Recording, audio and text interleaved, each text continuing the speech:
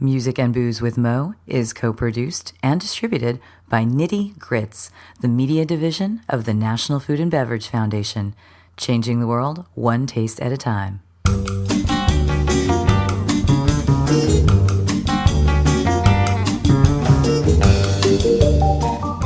Welcome to Music and Booze with Mo. I'm Mo Herms, and I've worked in the music industry most of my life, so have met some pretty amazing musicians over the years. I also love a good cocktail, and I've encountered some really interesting bartenders as well. It seems that there's a lot of crossover, so when I can, I like to talk to musicians and bartenders about music and booze. Join us at the bar, won't you?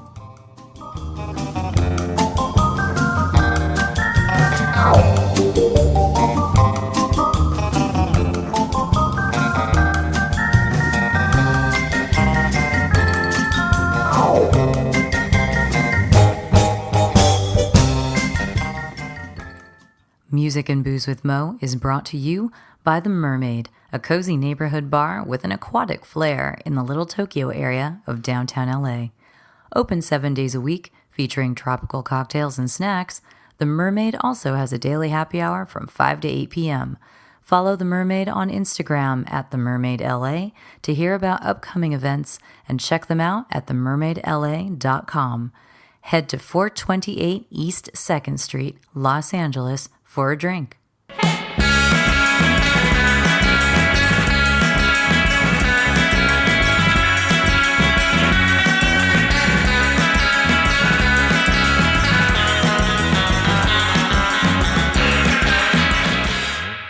On this episode, we have the lovely, lovely, lovely Jeanie Grant of Pagan Idol in San Francisco. She was a really fun person to sit and chat with. We get to talk about karaoke quite a bit here, but also talk about her rise in the tiki world. She cut her teeth at some bars in Seattle. We'll hear about that. And in the last year, she's been hitting the circuit, as it were, the contest circuit, winning this past summer the Iron Tiki Tender Contest in Portland at Con Tiki, an annual convention of tiki files and cocktail enthusiasts. So sit with us and let's talk with Jeanie Grant of Pagan Idol about all things cocktail, painting, and doing loads of karaoke. Sorry, I hit the thing, but it didn't go. Okay, tell everybody who you are. Okay. We'll do that again. I can do it again. We'll start over. I'm ready. Sometimes I press the button, sometimes I don't. It's such a beautiful day here that We're relaxed. yeah, to relax, to be responsible with this recording. But everyone, we've already said this once, but we're gonna make it really fresh. Tell everybody who you are. My name is Jeanie Grant. I'm sitting on a porch, extremely relaxed right now. When I'm not sitting on a porch being relaxed, I lead a much busier life in the Bay Area. I work at a bar called Pagan Idol, which is a tiki bar in the financial district. And I call my home currently in Oakland, so fully Bay. Full on Bay. It's like, I mean, I lived in the East Bay the whole time I lived there, but my brother lived in San Francisco proper, so that's why I always got to go back and forth. You would go back and forth anyway. Yeah. And I don't think there's that same bridge and tunnel stigma there used to be for a long time. It's just not practical anymore. No, too many people are living, too many cool things are happening in Oakland right? and the East Bay. It's like, no, it's good. So, and then we started talking about, not only are you at Pagan Idol, but in the last year or so, you've also been a competitive bartender. You're out there in the world of letting everybody know that you kind of kick ass at making cocktails. Yeah. So when I'm not, tell us about some of these things. So when I'm not managing Pagan Idol, I've been in the competition scene this past year. Last year I started out with Espelon Cockfights, which is a fairly casual style of competition where you get to enter with a alter ego or a costume or just like a shtick. So I was competing as my alter ego, Tiki Malicious. Did you have a costume that went with that? Yeah, it was a business tiki, kind of 80s business tiki. Oh my God! So shoulder pads. Oh yeah. Big old shoulder. Were they bigger than your head? Tight red pants and this red blazer that matched with shoulder pads with a really bright orange and red tiki shirt underneath. Nice. And the hair. Big hair, but Yes. kind of like your 80s bangs, pin like up. Yeah, like the awkward big, out to here. the big curl. Yeah, no, it was great. I had a great time. You get to choose a theme song for coming onto stage too. Nice. So mine was called Cockfight. Double Danger by the Bambi Molesters, Ooh. which are like an Eastern European kind of hard tiki. So it comes out, it has some like weird electronic music in it, and Hard tiki, I yeah, love it's hard tiki, tiki 211. Yeah, the casual listener will have no idea that there is such a thing, but there totally is. Yes. I mean, it's not even like surf stuff. It's tiki stuff where sometimes you listen to it and it's just warped, and I love that. I love that.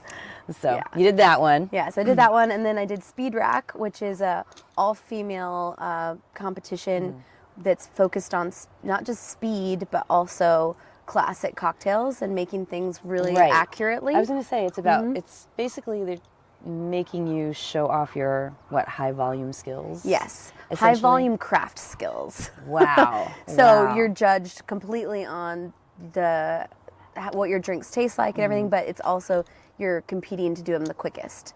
So there's a preliminary round, and then you get to the stage round, if you make it to the stage round, and you're going head to head against another bartender, and they give you 5 drinks to make, 5 different classics. Each judge picks a different drink, and then both of you compete to make them the quickest and the best. Wow. And the way they do the scoring is based on time. So you start with your base time of how long it took you to finish, and then you can get seconds added for things that aren't delicious. That aren't great on like, the oh, drink. you missed the lime in this, so I'm adding on a minute to your time. Oh, wow. You know. Oh, wow. So, or oh, this is nice, but it's a little. It was a little messy. I didn't really like your technique. I'm adding 15 seconds. Oh my God. They can get pretty particular. Wow. But it's a really prestigious thing to compete in. Yeah, It's for sure. amazing. The women that do this, it's all around the country. So it's regionals, and then there's always a final. And the judges are always really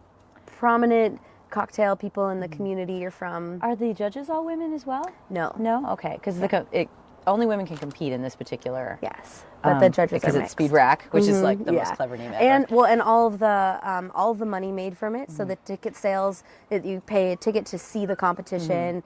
Any money that's made by this goes to breast cancer research. So it's also a charity. At the end of it. It's amazing. It's really So fantastic. I think they're It's going really into their 8th year. Yeah, I was going to say it's been going on for quite a while, and it just keeps growing more and more in reputation and stature and everything. So that must have been insane. Yeah. Insane. Yeah, so I'm hoping to compete again in that this year. When it It'll was be coming over up last in a time, couple were you just like months. sweating?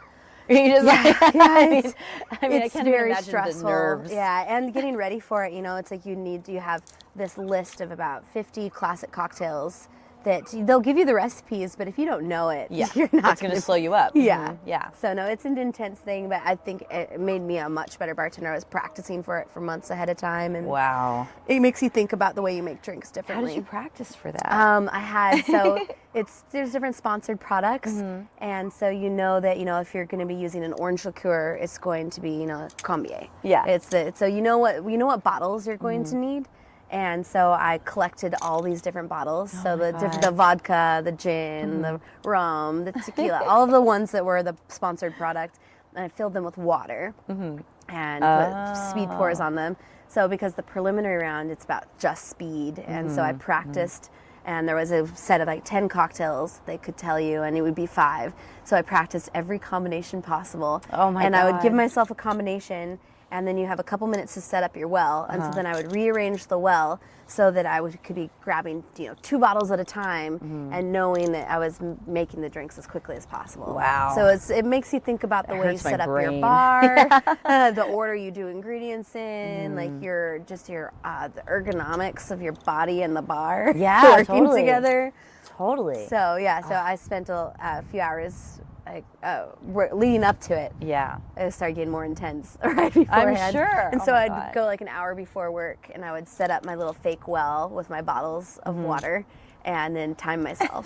And so that, like you were saying, made you a better bartender, but that also, I could absolutely see why. Geez, because at that point, someone orders one of those drinks from you, you're just like, no brainer. Yeah. Muscle memory. Right? For days. So that probably helped you also with any future competitions that you've done. Yeah, so it definitely, and just the intensity of it and how seriously people take that competition made me feel a lot of respect towards competitive bartending in general. Yeah. So since then, I've done quite a few. So I did Espelon cockfights again this past year. It was doubles this year, so you had a team. A team? Yeah, so I did that with Doc. Oh, cool. We were team Tiki. And Doc being someone else who's been on this podcast, also Yeah. from Pagan Idol, soon of Zombie Village, but yes. Yeah, so we did a team Oh for my that. God, we how were Team fun. Tiki Vicious. We did it in drag. Oh, nice. So So, you were a guy and he was yeah, a girl? yeah, so that Did he was shave? Of course not. No, but we put flowers in his beard. Oh, that's beautiful. I'm going to hit you up for pictures of that later because that's I have some good, so perfect. I have some good things for you. Absolutely perfect. Yeah, so that was lighthearted again, and then the next really big one I did that's actually done a lot for me and really made me feel super connected to the tiki community, which I work in, was the Iron Tiki Tender competition, which the finals took place at TikiCon in Portland in July.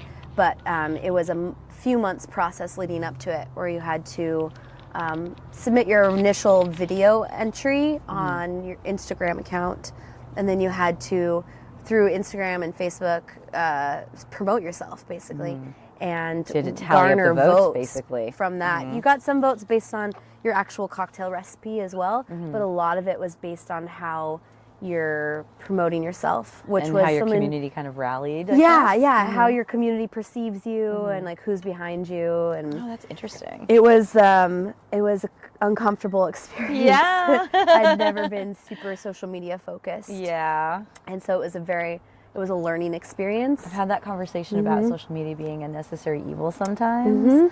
Sometimes it's fun and comforting, and sometimes it just makes you feel a little dirty. Yes. Right? Yeah. Yes. And especially if you're someone who isn't. I mean, obviously, I think in this day and age, so much social media, a lot of people use it because they love, everyone's about their own personal brand these days. Yes. And I have this podcast, I do this stuff, so I throw stuff on there, promote it. You run this bar, you let people know you probably when you're working, oh, here's a new cocktail, promote it and everything. It's almost easier because it feels a little more outside of yourself personally to do stuff that way. So that must have been really tricky for you to get used to. Yeah, so that was interesting, and it was the first time I really separated my personal persona from my bartending persona as well. I created an account that was just for my bartending, so bartending and tiki and work-related Yeah, that things, social and stuff. that not pictures of my cat. Yeah. So Like, yeah, only my real friends get to see my cat.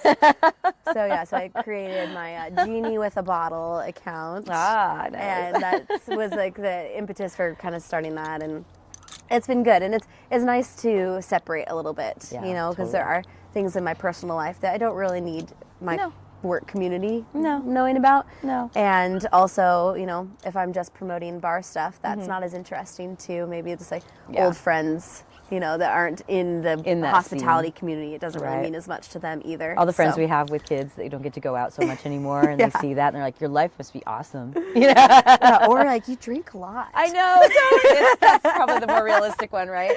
I remember years ago after a Tiki Oasis, actually my dad, who lives in San Diego, so I always would go hang out with my dad for a day, then go to Tiki Oasis, and then go hang out with my dad for a day. So, as older folks have done, he's on Facebook, mostly so he can stalk his kids, I think. And at the end of that weekend when I came back, my boyfriend had posted a picture of me, and I was sort of like mid-blink or something. But my boyfriend was being all snazzy looking in this like smoking coat and smoking, so we looked cute except that I happened to be half blinking. And he's like, I look great, I'm gonna post it. So he posted it. My dad sees this and he's like, so you looked a little bit drunk in that picture there. I was like, well, surprisingly, I was not hammered the whole weekend, but there were moments because it's 3 days of solid drinking. Yes. So yes, it happens. And he just laughed. And I remember a couple years later, he said to me, if I didn't know any better, I'd think you were a lush. And I'm like, yes, see? Blush is a nice word. It is very sweet. It's a nice dad thing to say, Yes. right? Yeah. Whereas your friends are just like, well, she works in the biz. Yes, yeah, totally understand. So after Iron Tiki Tender, which I won. You won? Yes, I You did. won I that won.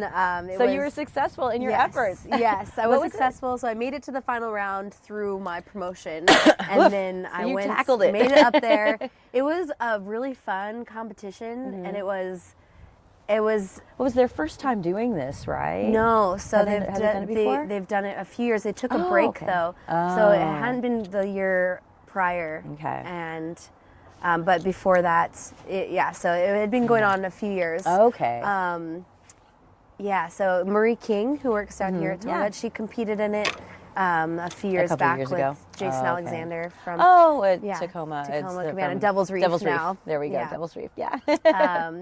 So there's a lot of people, that was something that interested me. I saw that there was a lot of people that I really respected who had done this competition, and since I do feel passionately involved in the tiki community, I saw it as a good opportunity and something interesting. And then they put up a trip to the Hampton Estate Distillery in Jamaica. Oh, that's cool. So I because didn't know Rumfire that. was a sponsor, and so then I was really passionate about it. I was like, they definitely wanted Man, to I do remember that. Nick from Rumfire was everywhere like Yes. this past summer. So Yeah. yeah. Oh, that's wonderful. Yeah, so that's a big thing about the competitions is what does it, why are you doing it? Yeah. Is it just to meet people or to learn new things? Is it to travel? Is it to just purely promote yourself? There's a lot of reasons to do it. Yeah. For me, I think it's been the meeting people in the community and the travel opportunities. Oh, yeah, because totally. I've had a lot of travel opportunities because of the competitions this year that I wouldn't have done on my own. I've been to Bermuda for Gosling's competition. Ooh. Well, it's also because you're doing well in these Yes, competitions. yes, you do have to do well to You've travel. worked hard and done well and been rewarded in these Yes. competitions by getting to go to Bermuda. That was for Goslings. Yes, Nice. that was for Gosling's. I just spent a few days in Jalisco for a Herradura experience from a margarita competition. Awesome. And That's awesome. yeah, I'll be going to Jamaica in February from this. And that's from this one, the so that's when Iron you get Tiki to go. Tender, yeah. That's so cool. Yes. And that when you go out there, you get to go to the distillery.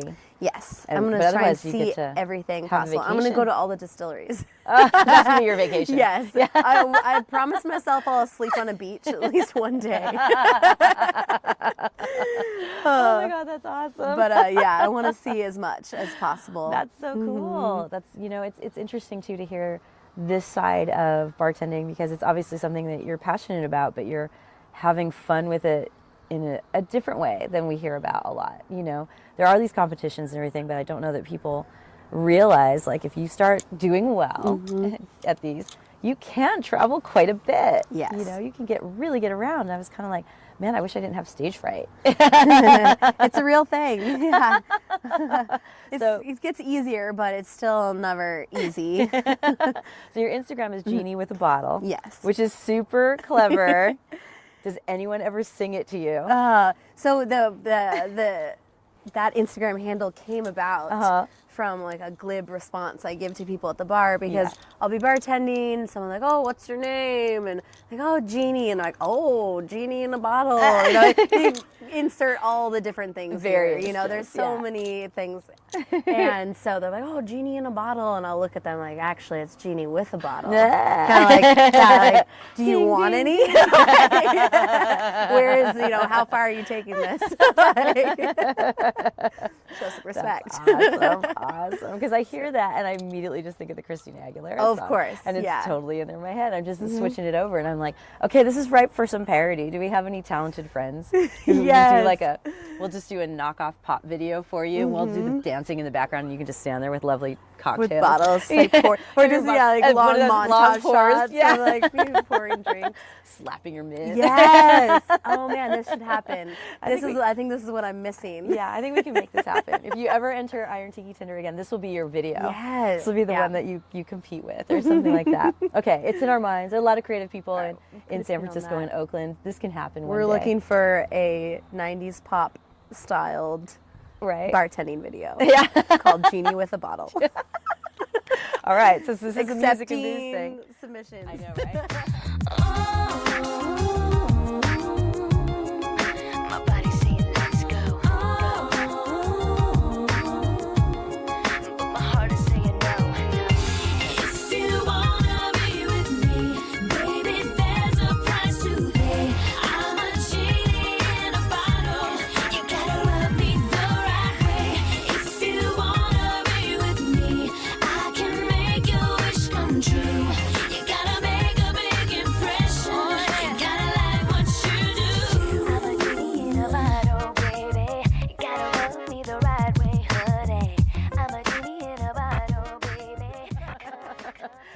how we move into the music part. Yes. But we actually were talking before, and you, like myself, do not actually play music. You just appreciate it. But you are creative. Obviously, you make drinks and everything, and wonderful drinks, like competitively winning drinks. And to do that, you have to have a certain kind of creative mind, I think anyway. But you said you also paint. And we were talking about costuming and things as well. So your creativity also finds itself in that direction. But you are a music hound. I think it all goes together. Yeah, I think,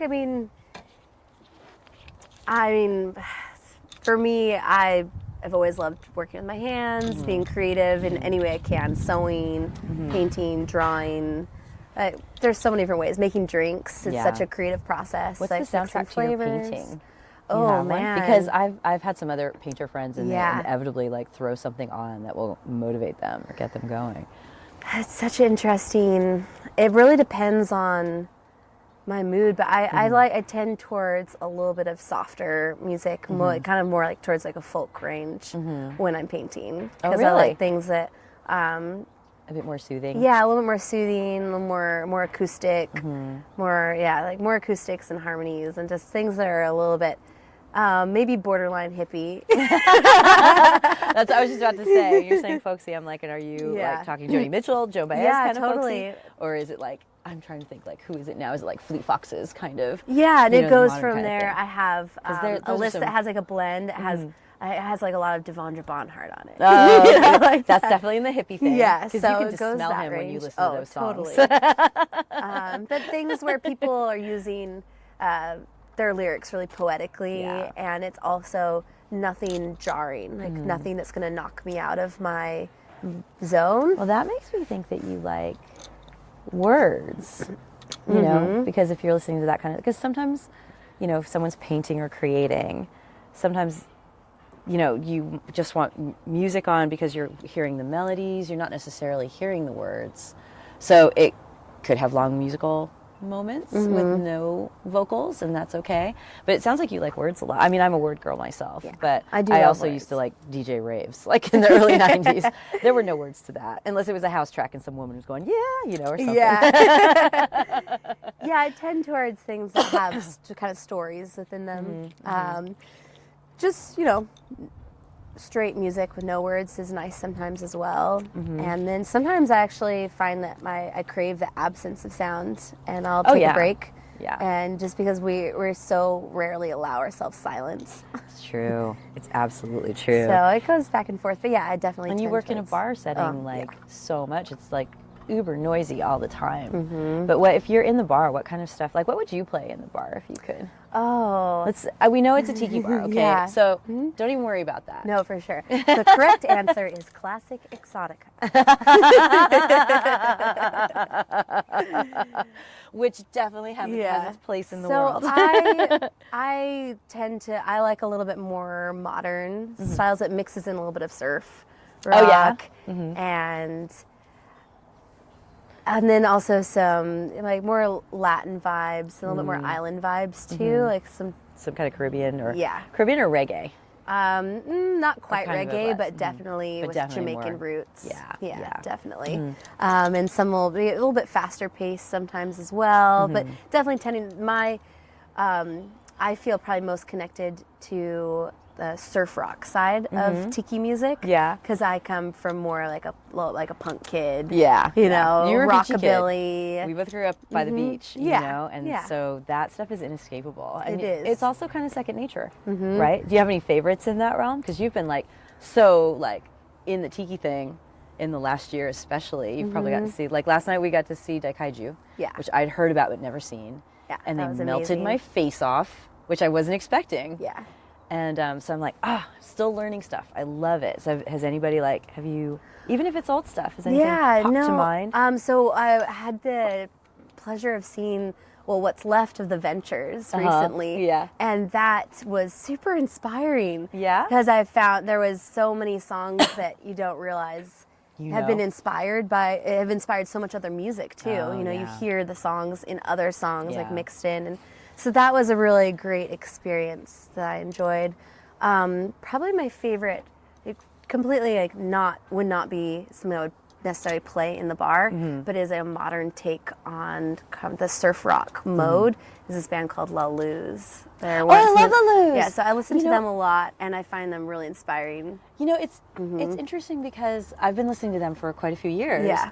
And I never considered them surf adjacent, but my surfy friends are aware of them. Yeah. And they come up when you're looking for surf stuff. Yeah. And I listen, I'm like, well, they've got a twang and they use It's reverb. that surf guitar. It's like Yeah. that. They have a little bit of that, like well, there are a bunch of East bands that Bay do Ray that. surf guitar vibe Yeah, that right. peeks through. That's Yeah. like a little bit wild and a little bit punk and a little bit surfy, a little bit classic. Well, it's like the Ravenettes kind of do that too. Yeah. And gosh, who else? There are a bunch of bands that do that. And have you heard Guantanamo Bay? Oh yeah, I Lodge? love Guantanamo Right. Bay. Well, you used to live in northern California because you were in Humboldt for a Yeah. while, and you've done some time in Seattle too, right? Yes. So, and those guys I think are from up there. I'm pretty sure that they were I don't remember where they're from. I don't know. Yeah, might I've be seen too. them play a few times at individual things, and Yeah. then at kind of indie music fest Yeah, situations. totally. Like there's this one in Oakland every year that I've gone to it 2 years in a row now, and it I think I'll the- go to it forever. The it Burger Boogaloo? Boogaloo. I need Yeah. to go to that. So that that's always has the most it's so amazing great. lineup. Yeah. The most amazing lineup because it's just the perfect. Like it's got the pop punk kind of side to it. It's like this dirty bubblegum Yeah. punk surf kind of thing. It's a great scene. It's so Totally much does. fun. And doesn't John Waters host that? Mm-hmm. Or he has the last couple Yeah, times. I John think, Waters right? was the host for it. He better never die. He can never die. I was I don't think he will. He can't. He needs to be preserved. He needs to be like just filled with whatever it is that will just keep him running as a robot exactly the way he is forever. Because the world You'd is. probably be down for that Oh situation. yeah, he totally would. The world's better with him in it. So, what have been some standouts from that you've seen, if you remember? Because I'm just going to be super jealous, and then you were having way too much fun and way too much substances to remember bits and pieces. Yeah, so last year one of the headliners was Devo. Oh yeah, was that's crazy. right. So that was great. And the year prior was X and Iggy Pop. Oh, that's right. Iggy Pop's perfect. Yeah, fit so for I've that. seen Iggy Pop a couple of times. Yeah. And that's someone who's never gonna die. Yeah, I he know, still looks right? like the weird little like ant creature that he always did, dancing around with his little tight pants and no shirt. Yeah. He still has like his straight like sandy brown blonde hair. Yeah, so that's amazing Jeanie show. forever. And the energy is just so crazy. Yeah. But so the year that Iggy Pop headlined, La Luz was playing, Yeah. and then a band that's from the Bay Area also called Shannon and the Clams, Oh, which I yeah, love. So I totally. love that retro, a little bit soda pop vibe. They're super fun. They're a super fun band too. really great. And I'm always so having not an excellent singing voice myself, Uh-huh. I'm always very fascinated by people that have just those powerhouse voices that Yeah. make you feel something. Yeah. I mean, you can be amazing musician, amazing like lyricist, and do very well and have a nice voice. Mm-hmm. Yeah. But then there's some people where you hear them and you're like, man, you were it meant touches to the sing. gut. Yeah, I And think the they're- lead from that, Shannon, she for has one of Jen, those she voices. has an amazing voice. Yeah, I think about that a lot because I think, for example, like Liz Phair from the '90s, right? Like she has a terrible voice. She really does. But I loved her words. I just thought she was so great, and and they were melodic songs. And I remember listening one time, and a friend of mine was like, "Why do you like her so much? She's not very good." I'm all, I don't know. I just feel like I relate on many levels, including I sing just about as well as she does, and if I'm singing in the shower and she's playing in the bathroom, it all sounds great. We're all enjoying ourselves and having a good time. Burger is a fantastic label. They always, I mean, they do something down here in Los Angeles as well, but I can't, it's not as good as Burger Boogaloo though. They do something like a Burger Fest thing here that's like 2 nights. Death Valley Girls. I don't know if you've ever heard Yes. them. Yeah. Yeah, I like I was going to Death say, Valley they Girls. kind of fall Yeah. into that world too. Yeah, they just did a They're music kind of video gothy with surf. Iggy Pop. Did they where really? it's just him eating like a McDonald's hamburger, doing their whole song. It's just him sitting at a table eating this burger. And in the end, he's like, I'm Iggy Pop, and I just ate a burger to Death Valley Girls, like blah, blah, blah, whatever that song is. It's so weird. It's amazing. Oh my God, that's so great. I had no idea. That's Yeah. wonderful. But yeah, no, they're a fun one too. Well, so when you were a little punk rock kid in Santa Barbara, as punk rock as surfer kids know, are. right? Because, you know, I was same thing. We all listened to punk Yeah. rock, but we were kids that lived by the beach and surf. So Yeah, no, that it was wasn't just that part. hard. That was just part of the culture. Was hearing that. What were some of your favorites when you were a kid? Do you remember? So I got into it. I had this friend, Liz Stanton, and her parents kind of came up in the punk scene in LA. Uh-huh. And I never had been exposed to that style of music at all. You know, we listened to oldies at my house. But Oh, you mean I like grew up 50s listening. oldies. So I grew up listening to Beach Boys Uh-huh. and Creedence Clearwater predominantly, Okay. and the Beatles, of course. Yeah, totally. But those, you know, that was what we listened to. Yeah, the melodic things down. Yeah. You know. A lot of Creedence. Well, it's So- fitting that you're in Oakland because I mean that was where Yeah. didn't they, like Fantasy Records. I think they were on Fantasy Records and that was based in Berkeley. I might be getting. I remember things being mixed really around. surprised finding out that they were like a West Coast band. Yeah, not right. like from the South somewhere.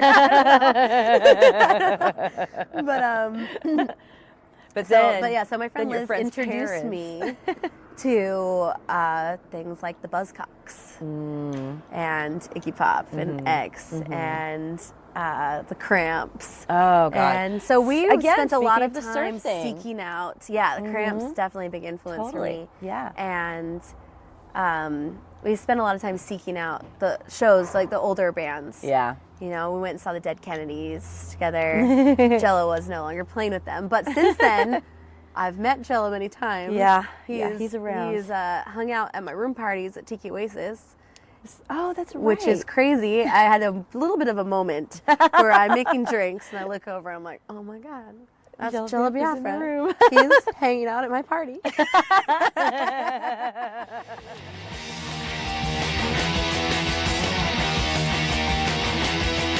Synthesis will control you, 100% natural.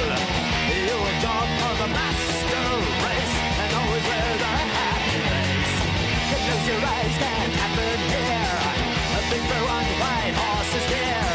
The hippies won't come back, you say. Mellow out or you will pay. Mellow out or you will pay. California, over Alice. California, over Alice. Over Alice. California, over Alice.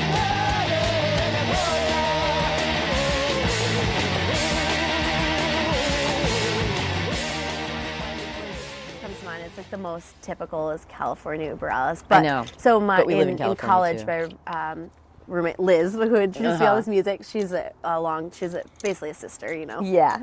So we moved away to college together and lived together, and we had this beta fish that she got, and she has this tendency to be attracted to really unfortunate animals. So was this fish a little tattered? Yeah, it was like You'd had a it couple was the fights. ugliest beta fish at the store, and she felt bad for it. No one else was going to buy this I got a fish. cat for that same reason once. Yeah. And it was this really ugly red color, and she named it Pol Pot. Oh! And so we used to sing that song to him, You like just- Pol Pot to the fish. So it has, you know, it just has another Oh my layer of God. nostalgia Oh, to it. that's hilarious. Yeah. It's so wrong. We Anyway, painted it. that's We wonderful. made a little taped out. We taped a little window and put little like red curtains on it for him. So he was looking through the red curtain. No, it was horrible. Oh my God, it's so great. Oh my God, I love that. Okay, I feel like way back somewhere we were talking about tiki stuff and you were saying that there was something in particular that brought you into the tiki fold. Oh, yes. But was it So- a music thing? It's music sideways. Yes, okay. So that's why I'm like, I my think we can transition first- over. Yeah, I think we're ready. Are you ready for this? Yeah, I think we've warmed up to this story. My first experience in tiki was working at a tiki-themed karaoke bar. Where on earth was this? Really not great tiki drinks, but really amazing karaoke. So this is in Seattle. Okay. It's a bar called Hula Hula. Hula Hula, yes. It's I was gonna still say, around. there It's are not in two the same. places. It's not in the same location There's anymore. Hula Hula and the other one's Lava Lounge? No? What's the other one? No, I'm not. There's two. So it was connected. It was sister bars with teeny bigs. Okay. So it was in the Lower Queen Anne area of Seattle. If you're not familiar with that, it's like a few blocks from the Space Needle. Yeah. So, and a few blocks from Key Arena, which is one of the biggest venues. Okay. So this is also a place where I learned about volume bartending. Oh, there you go. Not every night, but whenever there was a sold-out arena show, you would go from having, you would triple your sales for the night, and it would just be insane. But yeah, so Hula Hula was sister bars with Teeny Bigs. You could actually walk in between the two bars. It had a connecting door. Teeny Bigs was originally a Scotch and cigar bar, and then transitioned into craft cocktail Scotch bar after cigars were away with. Yeah. And then Hula Hula had gone through a few different iterations. Yeah. I think originally was Watertown and then Romper Room, but these are all like iconic bars to people partying. Yeah. In the So it was early always 2000s. a party bar. Yeah, it's always a party bar. And so Hula Hula, the awesome decorations and some drinks that you are fine. You know the names. You know they the may not have names, been yeah. the best versions of those They drinks. had, but all the different souvenir mugs. Oh, really? They The went Tiki that far? Farm, like the Yeah. Tiki Farm, like the generic. generic, Yeah. and like the Blue Mermaid and the Surfer Girl and the handled skull. The classics. Yeah. Plus one that said Hula Hula on it. Actually, it was like a little, kind of like looked like the little mini flower pot style. Oh, that had like cute. little Okay. relief around it. But yeah, karaoke every night starting at 8. Every single night. Every night. And was karaoke always kind of going on? Yeah, and it was hot karaoke. It was like people Wow. came to sing. The sound system was great. Wow. The KJ was on point. It had a stage with Yeah. a black velvet painting behind it. Oh my God. Like a surf scene with the hula girl. Wow. And so you got on stage and you had a whole backdrop behind you. We're talking bubble machines, fog machines, like Jeez, everything. So it was serious. Yeah, my favorite song to sing on that stage is Part of Your World from Little Mermaid. Because at the end, Mikey, the KJ, would always set off the bubble machine for me. Well, So I'm you like, said "I'm a earlier. mermaid." You said earlier that you didn't have the best singing voice in the No, world. I don't So have was a it great singing intimidating to voice. go up there and do that, or was it a welcoming enough crowd that you could get up there and you could do a Disney number? I was terrified at first. So I And started would you do working this on breaks, or would you be the bartender that jumped out from behind? Did you all take all of the turns? above. Yeah, so it's always every mix you can think of. Because I'd started on the Teeny Big side as a cocktail server. Okay. So and this was also the first place I ever bartended. Oh, okay. Hula Hula Teeny Bigs is definitely a big part of my origin as a bartender in general. Oh, cool. So I mostly worked at the Teeny Big side and like slowly worked my way behind that bar. I clearly saw they were having way more fun. They were getting to actually make things back there. Like Yeah. I want to be making, not just serving. And so yeah, wormed my way back there and then became the bar manager shortly thereafter but it was for both, so they were connected. Oh, so you would go wow. back and forth. And some employees worked on both and some just one or the other. And so I would work once in a while at Hula Hula, but I was overseeing what was going on. And yeah, I would sing from behind the bar, up on stage, on my days off when I went in for whatever reason. But the first time I was terrified. So when I'm nervous, my hands go numb. Really? Which is not great for doing I competitions. was going to say. Yeah, if you can't feel your hands Yeah, if you while can't you're grip pouring. anything, Yeah, you're so like, my hands are always kind of cold, but when I get really nervous, they'll go like ice cold. Oh, no. So yeah, the first time I made the other bartender, she was like, "If you're gonna work here, you have to sing. You have to sing. Like it's a rule." Oh, my I'm God. like, oh. And so my she God. sang one with me the first time. Okay. And then I eased into it. It was, karaoke it's not meant to be an all-star performance. It's It not. can be. Some people are Some people all-stars. treat it as such. But this was an inviting community. Okay, good. And got to a point where I realized that, if I actually get up there and sing poorly, it might make someone else who's so scared to get up here feel a lot better. You really have hospitality in your bones. Yes. Because that's Yeah. super kind of you to put So yourself now out it doesn't there. bother me at all. We were at dinner last night, late night dinner, and I thought it was a karaoke situation, but it was just a woman singing from a karaoke screen to entertain us. It was it's called Hollywood Thai. Yes. And yeah. so she was That's just in sitting Thai over town, there that's what with they do. the karaoke screen in front of her, singing songs. But we sat down at the table, and I thought like, it was ready? karaoke, and I was like, "Hey guys, you want me to sing a song for you? I'm gonna sing you some Creedence." And I went over there and was strictly denied. And I was a little butthurt for a few minutes afterwards. She put on the song that I wanted to sing, but didn't sing the words, just played it. It was weird. Well, you could. But then went on to sing some other Creedence sung it songs. under She your picked breath to the your most table mates, at least, socially acceptable Creedence Clearwater song, "Cotton Pickin'." Oh dear. How did you go from that to being the bar manager at Pagan Idol? How did you transition over? Because that, everyone has their origin, right? For sure. You start off making the Mai Tais that probably have orange juice in them and Yeah. everything, and you're like, wait, that's not how it goes. And then you find yourself working in one of the best tiki bars in the world. So I think a lot of the opportunities that come our way are from Still laughing about it's cotton usually picking. which I was kind of mortified to realize I knew all the words to. You blame that on your parents. Yeah, They always have to leave us This with is something. road trip music. I know.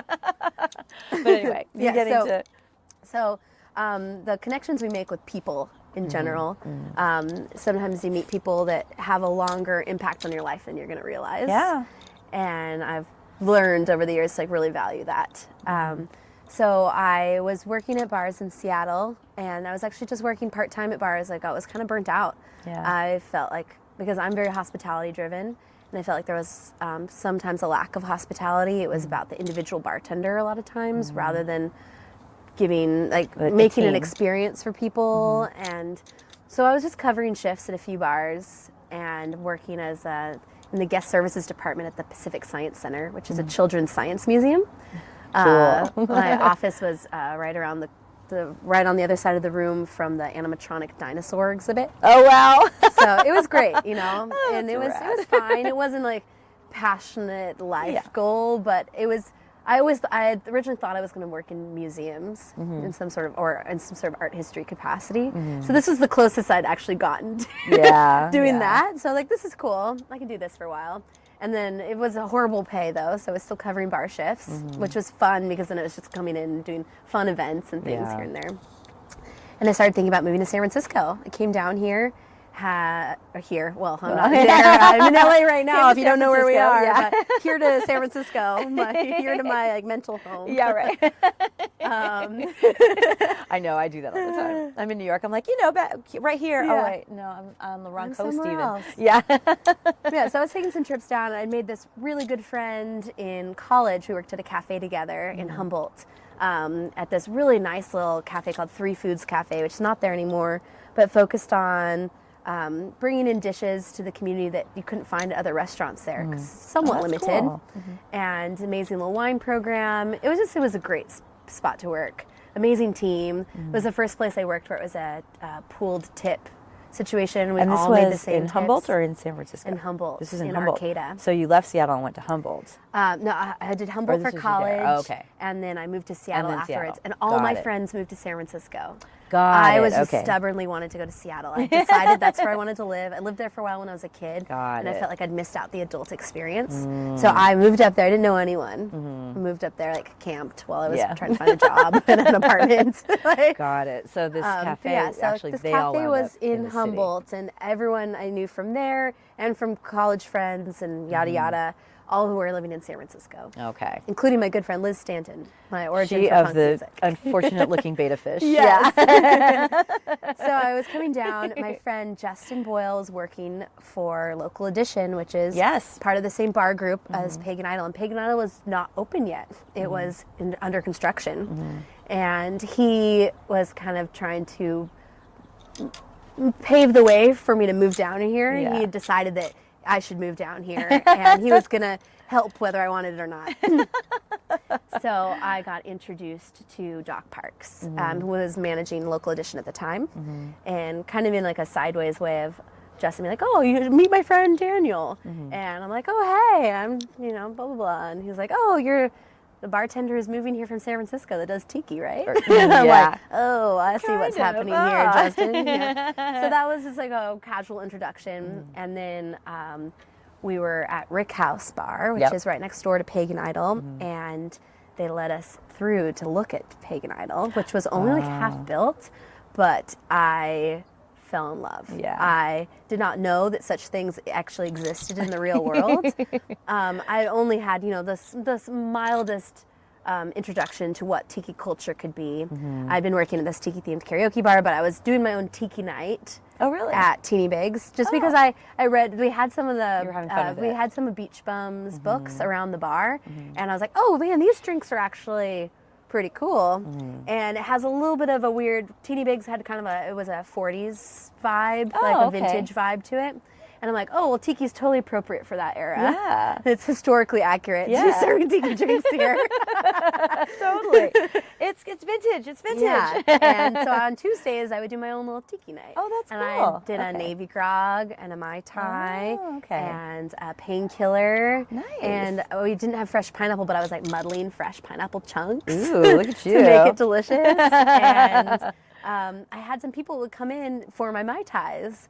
Oh, Which cool. years later now I realize are people who actually love tiki, and I've run into them at other things. Like, oh, yours was the only Mai Tai in Seattle. Oh, yay. And I was using like Torani orgeat. I didn't know. I hadn't made my own yet. It was Yeah. like, but it was balanced. It was Yeah. delicious, and I loved it. And I had fun. It was like a fun little reprieve. Aw, that's cool. So that was like my only background though. But I saw this space and I was like, oh my gosh. I mean, I am obviously You're kind a of land moving. mermaid Yeah. and need to be working at this island bar. Like, this is my life, I need to be here. So I decided I was moving down. It was took a couple months to get everything figured out. Moved down January 1st and sent Doc an email. And I was like, hey, remember me? We talked about tiki, and we went to that. I had ended up going to some plantation pineapple opening party at Smuggler's Cove while I was down a few Yummy. months before. So, I met him enough times. Like, hey, Yeah. I You're want to like, work "Oh, with you. Sent this long email, like, telling him what I was about. And and didn't hear anything for a little bit.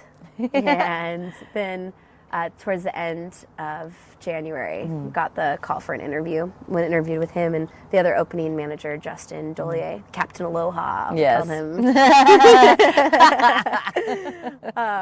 And so the rest is history. I started on, but it was another month before we opened. Yeah. And I didn't have anything to do Oh. except help with Except- whatever anyone needed. So I helped grout the volcano, and, paint some walls, and sweep up construction materials. Well, speaking of, you were telling me that you just did some art for the soon-to-be open Zombie Village, Yeah. too. So you painted some stuff in there. Yeah, so I've been helping. We have the So you won't be amazing. working there. I'm but not. This is your contribution. Yes, my is contribution. the art. Yes, so I've been contributing. So I've been helping with a few of the installation projects here and there, and then I just did a hand-painted wallpaper for the bathrooms. So it's Amazing. based on some classic tapa paper patterns, but definitely a departure because tiki is nothing if not exploration of It's true. of It's true. different cultures, Cultures, and yeah, then exactly. expanding upon them and just making it. And I've heard someone recently, maybe it was an article I saw passed around saying, it was something like, goth tiki, it's a thing. And the first thing they brought up was Last Rites in San Francisco, which I haven't been to yet. Tiki noir. Tiki noir, yes, because isn't that like a plane crash on an island theme I would say, kind of thing? they have kind of like a forest Indiana Jones adventure vibe. And then there's is it the guys in Toronto, in Montreal? The ones who have Shameful Tiki Room just opened up a Haunted Mansion themed. Cool. So Kind of that's kind of tiki-esque bringing in that little place. like that Disney vibe as well. A little bit Disney, Yeah. a little creepy, and now we've got Zombie Village. Yeah. So, that'll have a little bit so of it's a little bit spooky darker, some deep forest voodoo. tiki noir. I like Yeah. that. I love. So I would say Zombie Village, I wouldn't say is tiki noir. It's pretty classic tiki, but Is it it? definitely has some darker elements and some Okay. areas that have that. It's embracing little the bit headhunter more, vibe. Yeah, it has a little bit of like, some more Voodoo, maybe? Some voodoo vibes, definitely. Yeah, definitely some darker elements. So I always ask people this. At least I try to ask people this. If you could, Now, I don't know if you've ever made any drinks, created any cocktails based off of any music or anything like that. I don't know if you've done that. So that's a question I like to ask people. Like, does that inspire you sometimes? Or if you could pair like a song and a drink, you know? Yeah. And come to mind that you would do? And it could be Well, tiki I mean, stuff so with I've done surf. that. I did that a little bit, but I guess more in the reverse. When I was doing the Espelon cockfights, I okay. I you made had a to pick a- drink. Yeah, I made a drink, and then I had to pick a song to go with it. Uh-huh. And so the song was partially trying to show them like what my character was. Yeah. But also like the vibe of my drink. Ooh, cool. So my drink for that was it was a tequila and chamomile blend. It was like this whole idea of hurry up and relax. Which is a notion that I think about a lot because we're always rushing to like, enjoy ourselves. Yes. Like, Oh my we God, gotta like so rush true. so that we can relax. You know, like, we gotta get there so we can have a good time. Are we having a good time yet? You're totally right. I feel like such a jerk. Not really. Because when I leave here, I'm going to do some work, and then I'm going to Yeah. rush to a thing, and I'm going to go see some stuff and all Yeah. this stuff, and I'm going to be like, there's not enough time in the day, and I've got like something planned every single night up through the 27th, and blah, blah, blah, blah. We all do. Yeah, and I'm like, oh, I wish I could sleep. It's like, guess what? I could sleep if I didn't go out and have fun all the time. I know, right? Yeah, I know. I complain about how sleep deprived I am, but the moment I have a minute to sleep, I'm not. Yeah, I'm I'm seriously contemplating flying to Oakland for a night yeah. so I can go to this thing. But what was the song that you picked? So that was For that the was Hurry Double Up, Danger by the Bambi Molesters. Oh, that's right. You said that at the beginning. Yeah, so Okay. that was like So- it has all like the kind of tiki surf vibes. It's the It hard also tiki. has some electric, and it's like Yeah. it starts out this like this weird. You know, it gets hard. So when So when that you and was- Doc did it, did you guys have to pick a song for that Yeah, as well? so that was interesting. I had a song picked out for us, and then they couldn't pull it up for whatever reason. They couldn't get it working. So we instead did our intro to Rock Lobster. It was the closest thing they had, and you know what? It was amazing. And it worked? Yeah, I'll show you.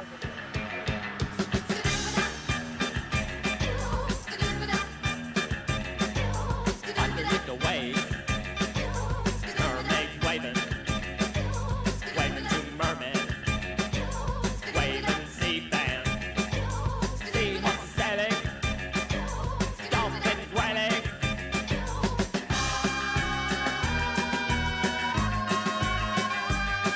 Rock lobster, rock lobster. It was like reverse wig, kind of for Doc. Or did he have a wig as well? Yeah, I You gave had him a a wig wig and I and styled beard? it up like with a And what was the drink? So that we chose to do a group format drink for all the Okay. judges to share. Oh, so fun. we did so it was in a big seashell bowl, Nice. and it had a nori infused honey, Ooh, like passion yummy. fruit, tequila. Oh, I think it had a that's touch of wonderful. agricole because I can't help myself.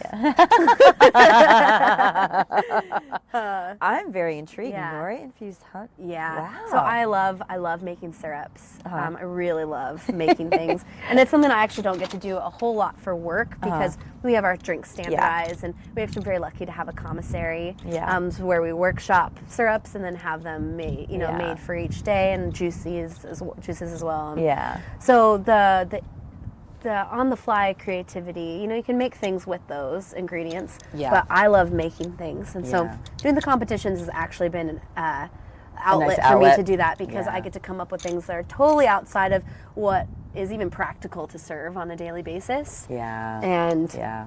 so that's something I personally enjoy. And that's cool. for me, so good, like thinking about it as like for as far as music, it's something I haven't really thought about much. Now you're going to. I definitely think about what music is like, what music pairs with experiences and environments, like what's going to make you feel right. And so I think it makes sense to pair it with cocktails. Yeah, I think about can cocktails and color a lot.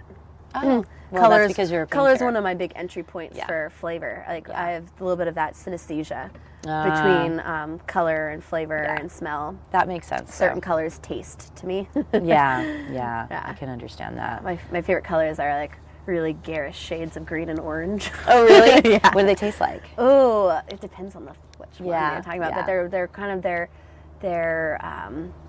They're juicy colors. Are they juicy colors? And 'Cause, they're bright like, garish colors. greens made me think of avocado. But then we talked about how yeah. you grew up basically on an avocado. Yeah, they farm. can taste like That's avocado. came to me first. Yeah, but yeah, it's not even always like a distinct thing. But when I'm thinking about what I want my drink to be, sometimes I think about what color I want it to be first. And then the taste Yeah, and follows. then the taste follows. Oh, that's really Or neat. the ingredients, like how do I get to that color? Yeah. And how do I make it delicious as well? But like, how do I make it that color of blue? Yeah, that's really great. Well, okay, we've been talking for a while, so I think we can wrap it up and just tell everybody where they can find you in the various ways if you want to pimp the social media that you have reluctantly pulled into your life, if you're utilizing it now. Yes, I'm on board now. Yes, see, there you go. I'm with the program. And you said Jeanie with a bottle, but it's with one N. Yes, so yeah, that's it's on Jeanie with the Instagram. bottle. Yeah, my name is Jeanie with a J. Jeanie with a G is the Yes. male form of Gene, like Gene Oh, Wilder. okay. I was Yeah. thinking, well, that song is with a G. Yeah, and I tell people like it's Jeanie with a J because it's my name, not what I am. Oh, Although I am nice. magical. Super magic. Just have a Yes. drink and you'll know.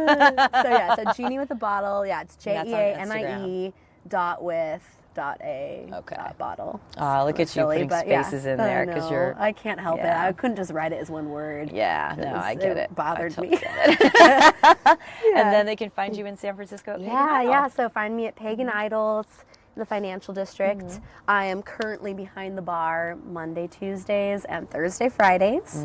But you can often find me weekends. around there. Anyway. And anyone who's coming to visit, feel free to say send hi. me a line. Aw, Let me know you're yeah. coming. I really enjoy hosting people. Awesome.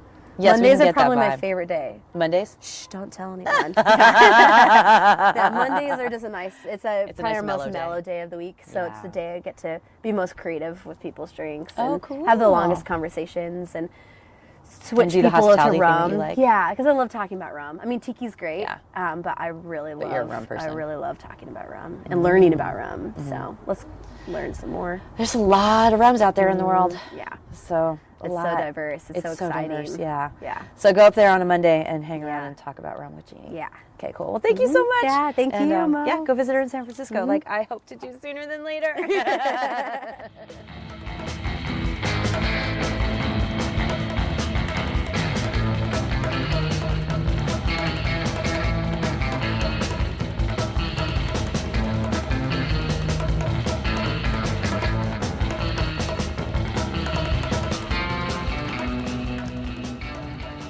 Oh, can you tell we had a really good time doing this one for you? I hope you enjoyed it.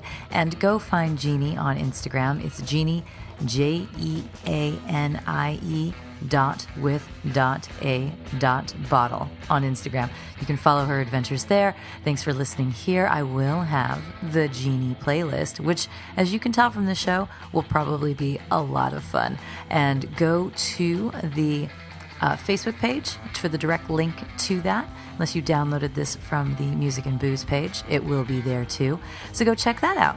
Tons of stuff for you to listen to here on this one. And thanks for tuning in. Jeanie is an absolute darling. Music and Booze with Mo is brought to you by Barkeeper, a head shop for cocktail lovers, located at 614 North Hoover Street in Silver Lake, Los Angeles. Stop by for barware, vintage glassware, a carefully curated collection of spirits, and one of the most impressive selections of bitters anywhere. Follow them on Instagram and Facebook for information regarding spirits tastings. That's barkeepersilverlake.com, and also in the Virgil Village neighborhood of Silver Lake, Los Angeles. Thanks for tuning in to our barroom chats on Music and Booze with Mo. For more info about today's guests and our Spotify playlist, check out my Facebook page, Mo Herms. Please subscribe to the podcast and feel free to tell all your friends about it. Lower your expectations and join us at the bar. Till next time, cheers. Your